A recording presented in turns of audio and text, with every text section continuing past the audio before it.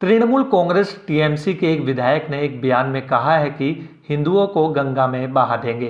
इस पर पलटवार करते हुए विज ने पूरे इंडिया गठबंधन को लपेटा और कहा कि इंडी गठबंधन योजनाबद्ध तरीके से नफरत का जहर देश में घोलना चाहता है।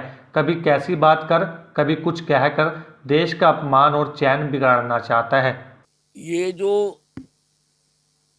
इंडी गठबंधन है, ये योजनाबद्ध तरीके से नफरत का जहर देश में घोलना चाहते हैं। कभी किसी प्रकार से और कभी किसी प्रकार से ये ऐसी बातें करके जो देश का अमन और शांति है उसको बिगाड़ना चाहते हैं। कांग्रेसी नेता जयराम रमेश का कहना है कि हमने अपने न्याय पत्र में वादा किया है कि हम 50% आरक्षण की इस सीमा को बढ़ाएंगे, क्योंकि एससी, एसटी और पिछड़े वर्गों को पूरा अधिकार मिलना जरूरी है। इस पर अनिल विज ने तंज कसते हुए कहा कि क्या 20-25 लोगों के साथ लोकसभा में कोई प्रस्ताव पास किया जा सकता है, इससे ज़्यादा इनकी आनी नहीं है। आप मुझे एक बात बताइए, क्या 25-30 बंदों से लोकसभा में कोई प्रस्ताव पारित किया जा सकता? इनकी इससे ज्यादा आनी नहीं। पहले भी 50 से कम आई हैं और अब तो जनता बिल्कुल इनके खिलाफ है। जनता मोदी जी को चाहती है, जनता विकास चाहती है। तो किसी भी हालत में ये तो हो ही नहीं सकता।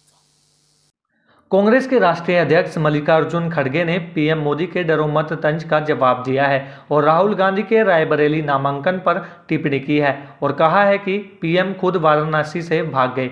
इस पर विज ने कहा कि भागता वो है जो छोड़कर भागे। मोदी तो पहली बार भी वाराणसी से आए थे और शायद खड़गे जी को इतना भी नहीं पता।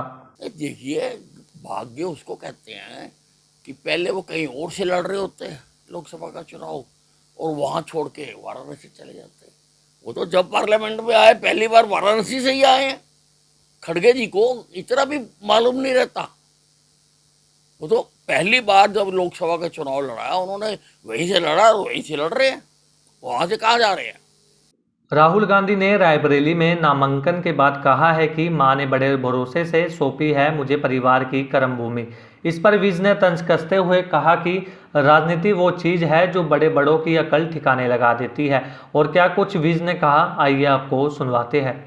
देखो, ये जो राजनीति है ना, ये बड़ी कमाल की चीज है। ये बड़ों बड़ों को की अकल ठिकाने लगा देती है। आज से पहले तो तेरे को कभी रायबरेली याद नहीं आई।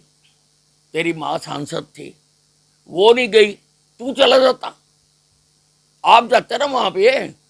आप आज कह रहे हो कि माँ की जो विरासत है वो मैं संभाल के रखूंगा, तो माँ जब वहां से सांसद थी और वो नहीं जाती थी तो आप जाते हैं।